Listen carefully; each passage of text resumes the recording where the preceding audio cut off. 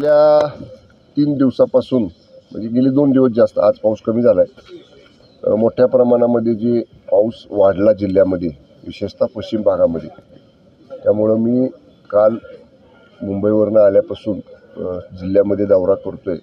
काल कोयना विभागाचा, मोरणा विभागाचा आणि या परिसरातल्या सगळ्या अतिवृष्टी भागाचा मी दौरा केला.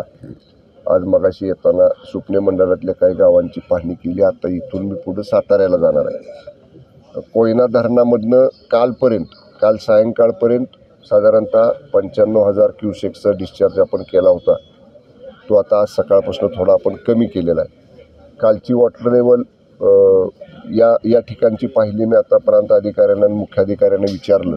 त्याच्यापेक्षा बरंच पाणी खाली गेलेलं आहे आणि मुळात पाऊस कमी असल्यामुळं पावसाचं येणारं ओढ्या नाल्यांचं नैसर्गिक पावसाचं पात्रात येणारं पाणीही कमी झालेलं आहे. पण आपण सगळ्या उपाययोजना केलेल्या आहेत. नगरपालिकेच्या मुख्याधिकाऱ्यांनी मला सांगितलं काही 22 कुटुंबांना तात्पुरतं स्थलांतर केलेलं आहे. मी त्यांना आता सूचना दिल्या आहेत की फ्लड लाईन सोडून कायमचं त्यांचं पुनर्वसन करण्याच्या दृष्टीनंचा प्रस्ताव तुम्ही लगेच शासनाकडे सादर करा. कारण दरवेळी पाऊस येणार, दरवेळी पुराची परिस्थिती, दरवेळी त्या लोकांना हलवायचं, तात्पुरतं स्थलांतर करण्यापेक्षा कायमच्या उपाययोजना करण्याच्या सूचना मुख्याधिकाऱ्यांनी या ठिकाणी मी दिलेल्या आहेत. आणि आता हे सगळं पाहणी केल्यानंतर शहरामध्ये कुठेही पडझड नाही किंवा शहरामध्ये घरांची भिंती पडणं, नाले गटर कुठं चॉकअप होणं वगैरे असं काही आत्ता तरी परिस्थिती नाही आहे. मुख्याधिकाऱ्यांनी मी सक्त सूचना दिल्या आहेत की अशा पाण्यामुळं दूषित जर एखाद्या वेळी पाणी वगैरे आलं तर रोगराई, साथीचे रोग असे होण्याची शक्यता असते.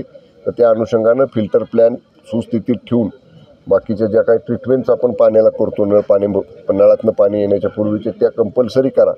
अशा सगळ्या उपाययोजना करण्याची सूचना प्रशासनाला मी दिलेल्या आहेत. इथून गेल्यानंतर मी तालुकास्तरीय अधिकाऱ्यांची एक आढावा बैठक घेऊन संपूर्ण या परिस्थितीचा आढावा घेतो. शनिवारी माननीय मंत्री महोदय मदत आणि पुनर्वसन मकरंद पाटील साहेबांनी मी आज विनंती केलेली आहे की त्यांनी आणि मी पालकमंत्री म्हणून एकत्र जिल्ह्यातली जी काय नुकसान झाले, पिकांचं झाले, सार्वजनिक मालमत्तांचं झाले, त्या संदर्भातली एक आढावा बैठक जिल्ह्यामध्ये घ्यावी आणि त्याचा प्रस्ताव लवकरात लवकर सरकारकडे पाठवण्यासाठी जर मान्य मदत आणि पुनर्वसन मंत्र्यांनी संमती दिली तर शनिवारी आम्ही दोघं एकत्र या संदर्भातली जिल्हास्तरीय बैठक घेतोय.